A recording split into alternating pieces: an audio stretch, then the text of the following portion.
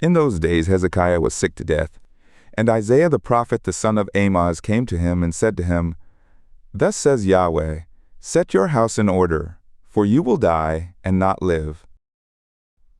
Then he turned his face to the wall and prayed to Yahweh, saying, Remember now, O Yahweh, I urge you, how I have walked before you in truth and with a perfect heart, and have done that which is good in your sight. And Hezekiah wept intensely. And it came to pass, before Isaiah had gone out into the middle part of the city, that the word of Yahweh came to him, saying, Turn back and say to Hezekiah, the leader of my people, Thus says Yahweh, the God of David your father, I have heard your prayer, I have seen your tears. Look, I will heal you. On the third day you will go up to the house of Yahweh. And I will add to your days 15 years, and I will deliver you and this city out of the hand of the king of Assyria, and I will defend this city for my own sake and for my slave David's sake. And Isaiah said, Take a cake of figs. And they took, and laid it on the boil, and he recovered. And Hezekiah said to Isaiah, What will be the sign that Yahweh will heal me, and that I will go up to the house of Yahweh the third day? And Isaiah said, This will be the sign to you from Yahweh, that Yahweh will do the thing that he has spoken. The shadow has gone forward 10 steps. Shall it come back 10 steps? And Hezekiah answered, It is an easy thing for the shadow to decline 10 steps, no, but let the shadow return backward 10 steps.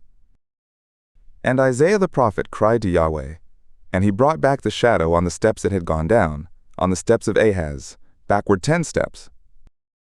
At that time Berodach-Baladan, the son of Baladan, king of Babylon, sent letters and a present to Hezekiah, for he had heard that Hezekiah had been sick. And Hezekiah listened to them, and showed them all the house of his precious things, the silver, and the gold, and the spices, and the precious oil, and the house of his armor, and all that was found in his treasures. There was nothing in his house, nor in all his dominion, that Hezekiah did not show them.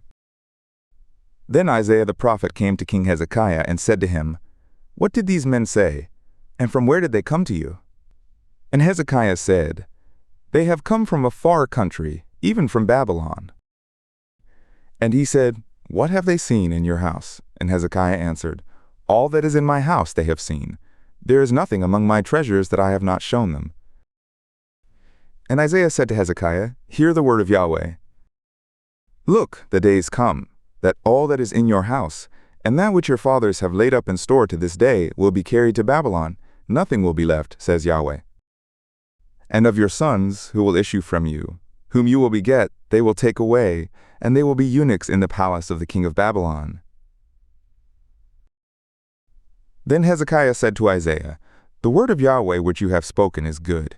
He said moreover, Is it not so, if peace and truth will be in my days?